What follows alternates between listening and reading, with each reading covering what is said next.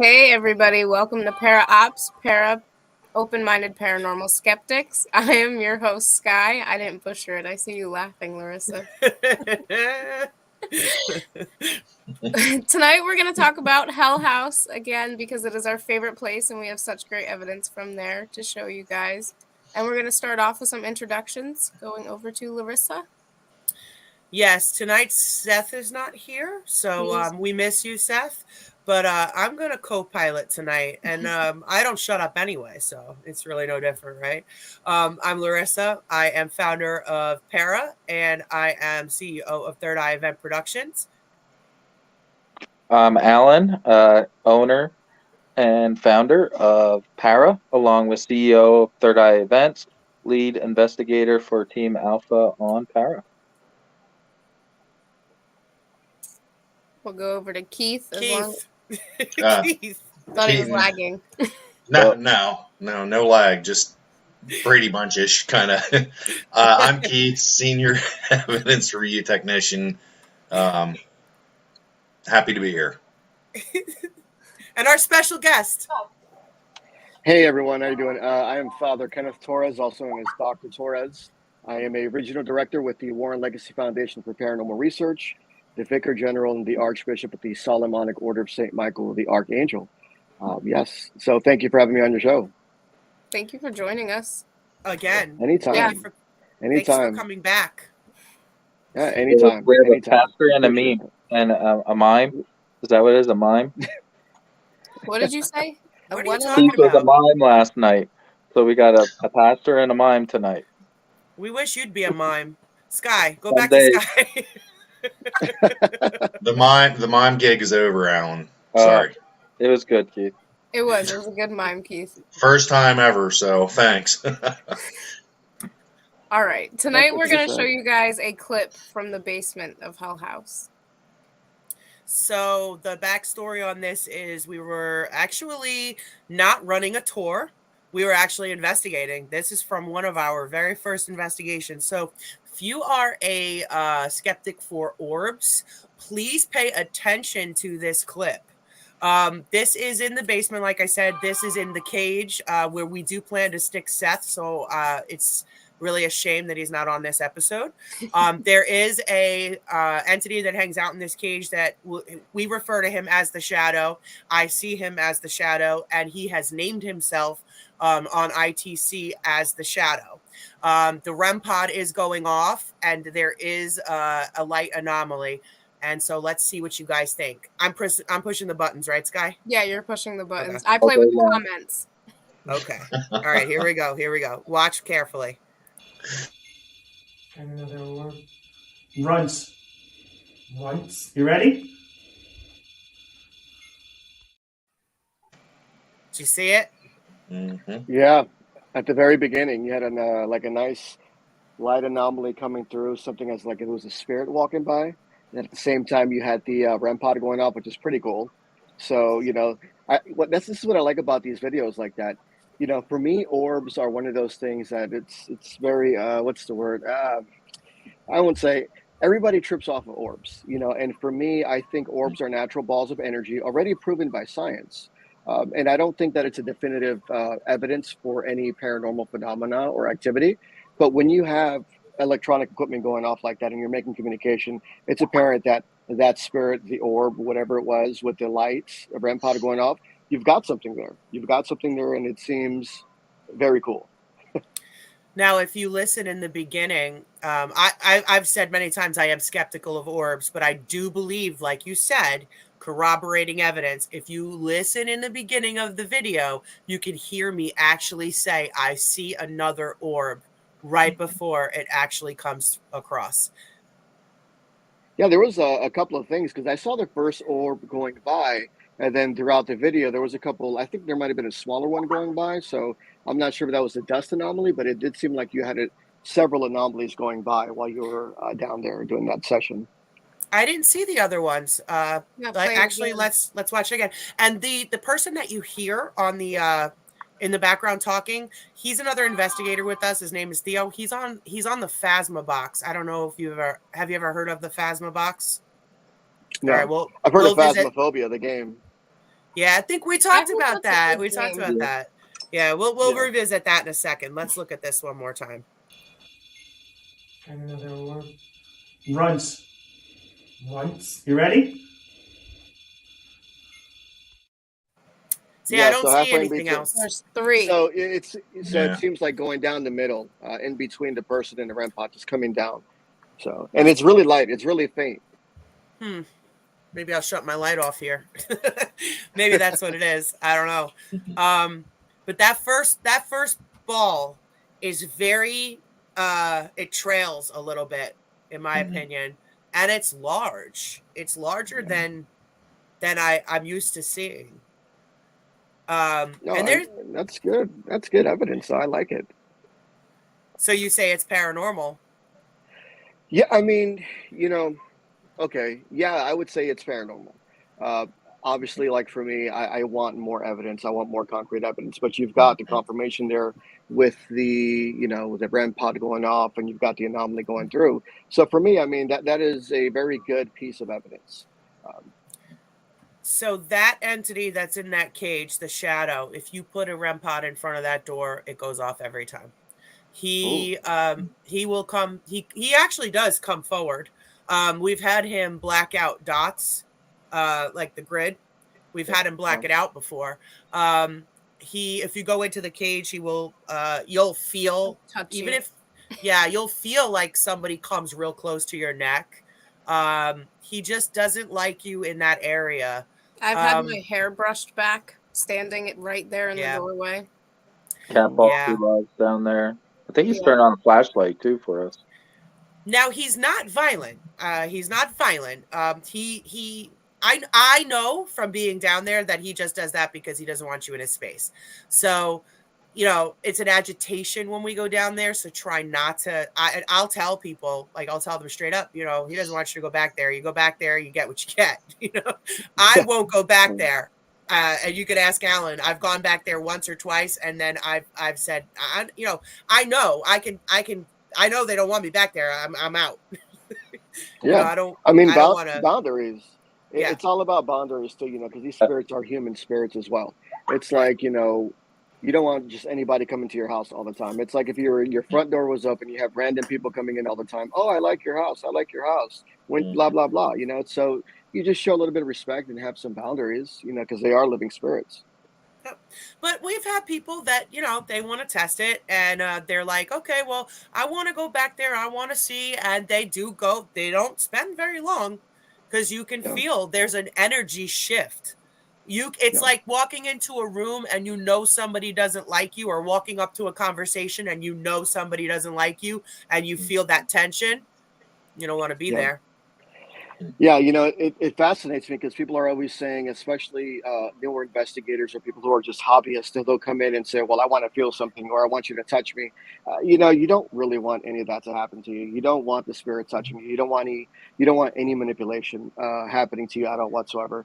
I mean, people think it's cool, but in reality, if you're not grounded, if you're not protected, you're messing with these spirits, and it doesn't mean that they're demonic, because that's highly rare. But they do have some energy behind them, so just leave them alone. There's nothing good about being taken over, or just having that transient energy just manipulate your body. It doesn't feel good at all.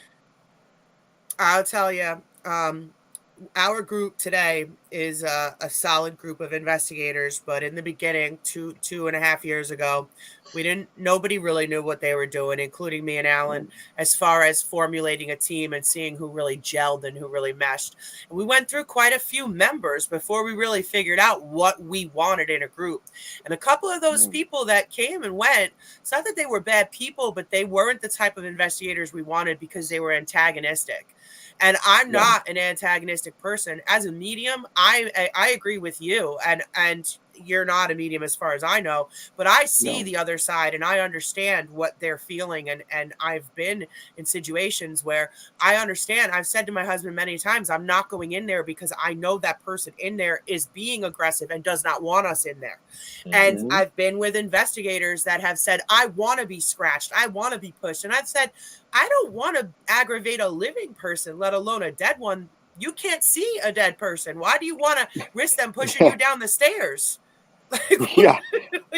Yeah, That yeah. Until makes you no start walking down the sense. stairs and you break your leg or something, you get pushed. I mean, it's Right. like Mhm. you wanna mess around and find out. Well, there it goes. Right. Why would you want to do that? Why would you want to and risk them coming home with you and doing stuff in your Yeah. house? Like what? I don't get that. That's not My for me. my my philosophy has always been, listen, we're all going to pass away someday and move on to a different existence, okay? Whatever it is based on your beliefs. I, believe it or not, have ticked some people off in this life. Still to this day, some of the people, I have no idea what I did. So on my final day, when I'm passing away, I don't want to like cross over to the other side and have a whole bunch of people there with, you know, billy clubs and whatever saying, "Oh, we've been waiting for you." So yeah, exactly. The whole respect thing, doctor, on investigations, and it goes back to, you're going to get more positive results if you're positive about it. It's the Yep. law of attraction. It just really, if you want to be negative, okay, well, you're going to get what you're asking for then. So, Yeah, yeah.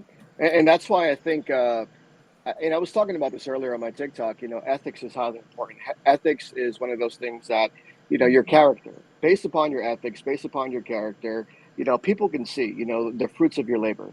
So if you don't have any ethics going into these investigations and you're just Wild West cowboy, disrespecting spirits, you're not going to get it. Well, you might not even get the experience that you want. For me, I generally tend to stay away from going to haunted locations. The only reason why I go to locations is to assist the living and to help the dead. Those are my code of ethics. That's what I abide with. So, but I always tell people, and I implore people to say, to the point where, be respectful of where you're going, and just make sure that you are grounded, that you protect yourself, and above all, just be respectful. And it should be a good experience. We never really talk about it as a group anymore because we kind of moved from investigating to events. But there was a time that people would call us and they would, you know, they'd want to get rid of something in their house. And in the beginning, when we didn't know what we were doing, I would go in and I would try to make communication, and I would try. I would try. Yeah, And I came to the realization, it moved in phases. First, I thought I could do it, and then I realized I couldn't. yeah, Then I moved to the phase of coexistence. You're gonna have to find a way to coexist. And then there came a point where I just started telling the homeowners, we need to contact the pros because I don't know how to do this. mm, And so now we've just moved to a whole other level, and we investigate to actually try to understand it. We yeah, moved to more of an understanding, and I think that that's an evolution. Like, teams have to evolve to that. They have to yeah, evolve to understand. And even as a medium, let the pros do what they do.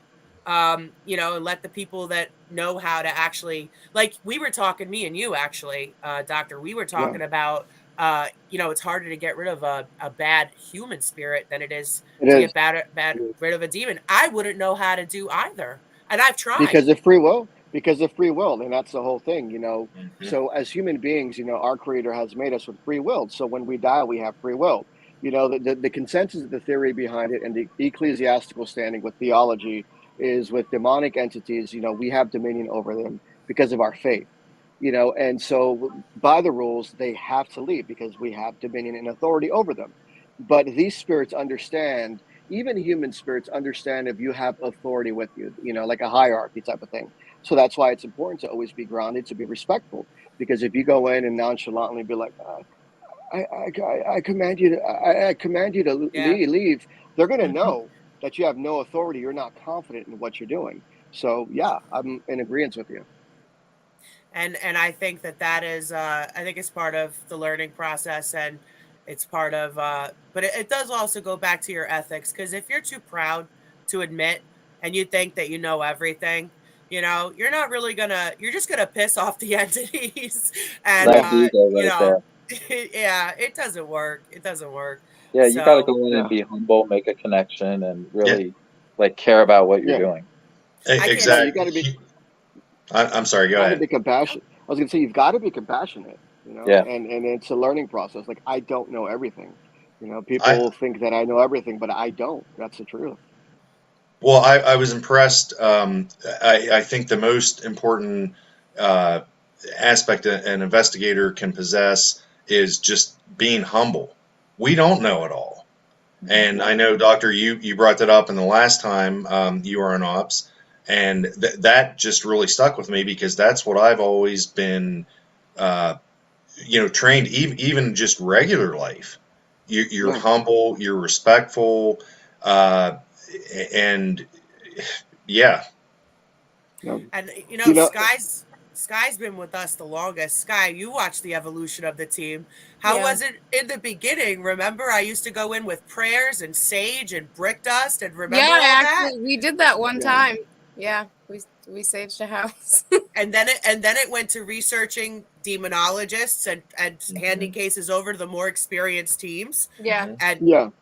Yeah, Yeah. I've seen you recommend other teams. You were like, I can't. This is something that's above my level, but I do know someone that I can give to you, and then you yeah, give the name. Mhm. And that's what it's all about. It's all about reciprocating the love. I'm very selective on who I associate myself with, and it's not that I'm better than anybody. I'm not, But my whole thing is I need to see if the person has a good moral quality and character about them. If Mhm. they're there to make a difference, if they're there to help. For me, above all, our clients, my clients always come first, no matter what. And yeah, within the Warren Legacy Foundation, we have people with different belief systems, and it's a beautiful thing. That's what Lorraine wanted. It's not all just Christian. We have witches, we have pagans, we have druids, we have scientists, we have doctors, and we may not always all agree on theory, but what we do agree on is that our clients come first. So what do? We evolve, we learn from one another, we take notes, we pick at each other, and we throw ideas back and forth to say, okay, let's try these different things to see if this is going to be able to help the client. And with the clients as well, we let them know that we're not a band-aid. The clients have to hmm put in their work as well. Mhm. As a team, we can go in, we can do the clearing, we can do a cleansing, we can do sage, we can do all of that. But if the client is not willing and able to stand firm and do what we ask them to, then the activity is not going to stop. That's and just my take on it. I will tell you right now, Dr. Torres, that and Sky can tell you from the very first case we did when we were infants to this Yeah, day, the one thing that I always said was you are in control of your home. You have to have control. Yes. yep, To every client, no matter what phase of our group, I have always said it because yep, that's something I've always known. Just as I think that that's part of my intuition. I've always known if you yep, show fear, that's it. You lose Yeah, Mhm. control. yeah, you made it known that yeah. they That's couldn't kind. fake it. They had to be That, genuine about what that's they what it's were. all about. I agree with you, Scott. And that's the biggest thing is with us. Face your fears. That's one of our keywords with the Legacy Foundation is face your fears. Because the paranormal does have a negative, uh, has some negative things to it. But if we can go out there and educate the public and let people know this is not as scary as you think it is, then maybe we can change the perspective. And I like the fact that you did say that you'll send some cases to the pros. And for me, I'm really careful because like I don't consider myself a professional. I don't consider anyone else a professional, so to speak. I just consider them experienced. So I just Right. try to be really careful with words that I use too, because what ends up happening, is, especially with this field, is with this piece of evidence right now. You can have an amateur investigator that's filled with so much ego go ahead and misread this and say, well, that's a demon and this is that and this is that, Right. because they're so egotistical. They're not mature, they're not knowledgeable, they're just doing it for the thrill of the hunt. And I highly ill advise people stop doing things for the thrill of the hunt. Just make sure Mhm. you're there to do it, make a difference. Let me clarify. That last time you were on, I said that expert pro. When I say those things, I mean people who have more Yeah, experience in the industry than me. People who maybe have more yeah, education, have taken yeah, just have more experience, field experience, book experience, whatever you want to call it. Than yeah, I than my group. My group combined has 92 years of experience, but that's pretty much 35 years of combined experience between like two investigators and then like 10 yeah, years experience between the other three. Like yeah, myself, my husband, Sky, we only have like a couple years between us. So when I say pros or experts, I just mean people who have yeah. just years of experience. That's all I mean. And you got years of experience yourself too, so like maybe next time when you get a case that you think that maybe you're not able to handle, you can sit back and say, okay, if I pass this case over to someone else, maybe let me see if I can help and see what their process is like, to see how I can learn and how I can grow as an Yeah. individual or as a team. Because I've done that before too, as well. There's certain cases that I've got where I'm like, I talk to my other clergy brothers. I'm like, hey, brothers, this case right here is a little different than what I've handled. Have you handled something similar to this? Okay, cool. So this is what they do. This is their process, and we get successful results. So it's all about Yeah. reciprocating and learning in this field. Absolutely. And I've had some pretty desperate clients come to us, and I never left anyone hanging ever. I Yeah, cannot stand to think that anybody is suffering, and especially because client confidentiality. These people are suffering alone. They have nobody to go to, yeah, and I cannot fathom that they spend their nights in that kind of agony. So I yeah, always checked back in with them and always sent them to the appropriate people, and always check back in and make sure that they were yeah, taken care of. But you're yeah, right, just working with the right people and learning, what to yeah, do. I get it. I wish there were more yeah, people, in this area too. We don't really have a whole lot of yeah, yeah. resources. It's all about networking. There's not a lot here, not where I am. Yeah, same out here. I'm on the West Coast. I'm in the Bay Area, and there's maybe like two or three people that live nearby, but they are on their own different things. So, but we do the best that we can. I was going to say something, but I completely forgot. It was what you were saying earlier. I forgot. It doesn't matter now. It matters. You'll come back to it, I'm sure. Yeah, I just think the key is for ethical and dedicated investigators who have the good hearts and minds, who are trying to do the right thing. Even if you're separated by distance, you need to connect and build those networks because, and I've seen them, I've seen people with years of professional experience who look down their nose at me because I wasn't on a television show. And I'm like, okay, whatever. Um, they're the same kind of people, though, that I just think they don't get the whole point that, yes, as the doctor said, we're here to help not only the client, but also I've always looked at it like if someone's deceased and they may need my help. Okay. yeah, Um, yeah. yeah, I just look at it from a more humanistic approach and that I do care. So um, I could be I remember what I wrong. was going to say. No, you're right. I agree with you, Keith. I remember what I was going to say, Larissa. You did say something important back there, with the compassion with the clients. Because even though there may not be real evidence, or there may not be evidence to support it, or there may not be any paranormal activity, but to the client, it's real. And Mhm. that's the most important thing that as investigators and researchers, we have to keep in mind. We can go, we can investigate and set up all this equipment. We can do a process of elimination, but the activity may just all be in their mind. hmm So to that client, this activity is real. So that's where that compassion, humility comes in. You do the evaluations, all the extra stuff, but more importantly, you're there because sometimes all our clients want to do is have someone to listen to them. It's been my Absolutely. experience that once you start getting them to talk, and for me, it's a reflective process. So they'll talk, and I'll listen to them, and I'll say, because I do have like a counseling background. So what you're saying is this, and then so as I'm picking at the statements, they're realizing that, oh, okay, maybe it's not what I think it is. But the most important thing is, as long as they're listened to, as long as the clients are listened to, they're more susceptible to take heed of your advice. So somebody said something to me that is relative to what you're saying, and I'll tell you what, it changed my whole outlook. They gave me a survey that they use um, during their screening process, and they said it's very important that you have a lot of candor when you're speaking with your clients because they may not want to tell you things about their whether or not they're on prescription drugs or whether or not they're seeing a doctor for some kind of ailments or whatever, but they need to tell you those things because it could be affecting how their Yeah, experiences and all that. Then they said something that was so profound. They said, sometimes demonic entities can cause the psychological activities or effects.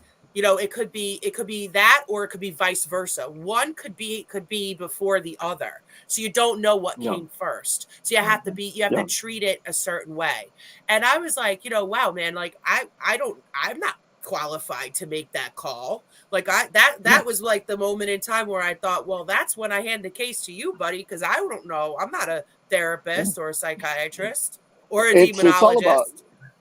it's all about, you know, mind, body, and spirit. You know what I mean? If you're going to take care of your soul, you have to take care of your mind. You have to take care of your body. They go hand in hand. And demonologist is one of those words that I always laugh at, you know, because there are some reputable people out there that study demonology, like Michael Salerno. He's really good, and some other people out there, really great people. You know, that whole demonology thing is just like, okay, you know. So I'm not laughing at you, but I've come across many. I've come across many demonologists who, I'm not when one. confronted with a real demonic entity, okay, buddy, what does your book say to do? I don't know, man. Well, it's in your book, right? You know, you got your black and white profile picture with your holy crucifix as a demonologist, and you don't know what to do. So that's not a thing. I don't know. You know, it's you know, demonology is one of those. You know, I mean, it is a thing, so to speak. You know, there are some reputable people out there, but I laugh at everybody at this. Not at everybody, but you know, you got a 17-year-old kid. It's like, I'm a demonologist. Okay, cool. Maybe you are. Maybe you are. Maybe you are. Who knows? Maybe you I have this God-given gift, you know, and then it's like, wait. I've read this Have book. to? Don't you go to school for it? Well, for me, going through seminary school, yeah, I had to take some courses on demonology, but a lot of it is just basic stuff, you know. But a lot of it's based on a theology. But demonology in itself, the study of demonology, you can actually get a book of demons and encyclopedia, angels, and you can study that, and that is your demonology course. Oh, Basically, well, you then I are took it in studying middle about, school.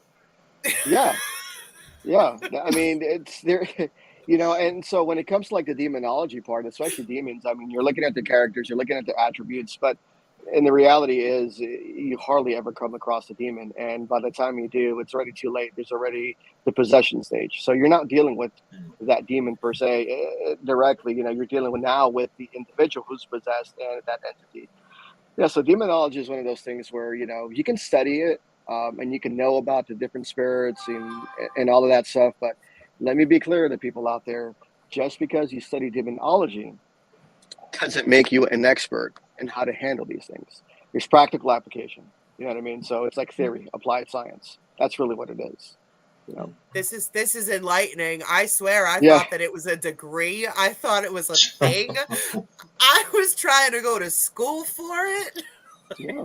I mean, you know, there are some good paranormal and metaphysical schools out there that, you know, for $2,000 or $3,000, you can get your certification and become a demonologist, world renowned, with a beautiful certificate. I'm not knocking that. You know, it's a secondary study, but just because you study something, a demonology course, doesn't make you an expert in combating demons. Just like people want to become exorcists. Like, I was tapped to be an exorcist.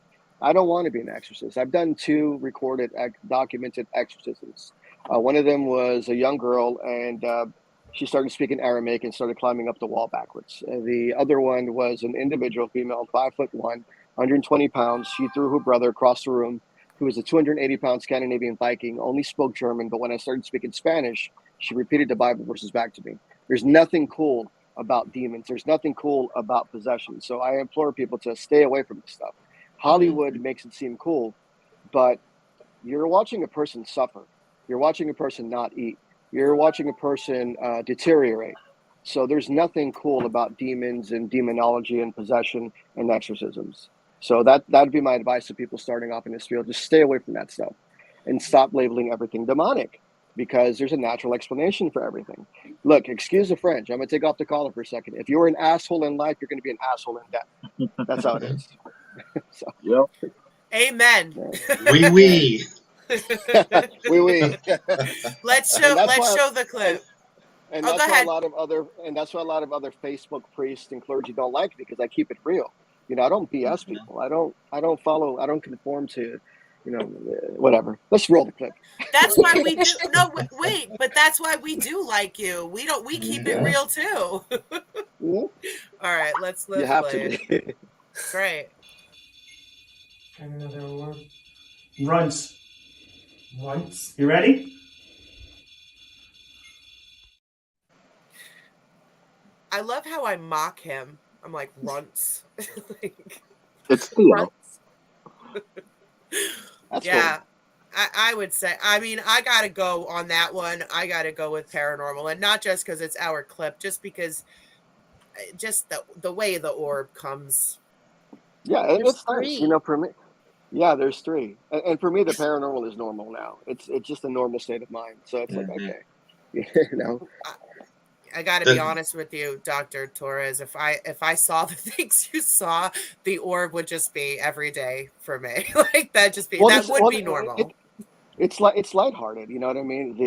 And what I tell people is like when you do investigations like this, you can gain a lot of experience from this because you're using your equipment, you're using communication, you're learning how to ground yourself, protecting yourself, you're learning how to analyze evidence, which is really good. So if you're doing these things and you're documenting data and you're collecting them, that's a wonderful thing. Now, if you're just going out there for, craps and giggles to stir stuff up, then obviously you're not doing the right thing. Mm-hmm. Yeah, one of our things is, parascience research. We changed from paranormal investigators to parascience research last couple months, because it's really, that's more of what I'm interested in this point. At this point, I like that. Then you get involved with quantum physics and vibrations and. No. It's a whole different. Yeah. Don't start with that. That's where it ends. That's what you go into. Yeah. Sky, take it away. Okay, yeah, it's time, guys. Thank you, Doctor, for joining us. Anytime. It was nice to have you so much. What? Do you want to do any plugins? Would you like a plug-in for social media, a website, anything? Yeah, so Father Ken Doctor spelled out completely is my website. And then let's see, SOSMAUSA.com is my religious order. SOS, say it again. SOSMAUSA.com. And then WarrenFiles.com. You can catch us there. WarrenFiles.com. And what was the other one? FatherKenDoctor.com. Completely spelled out.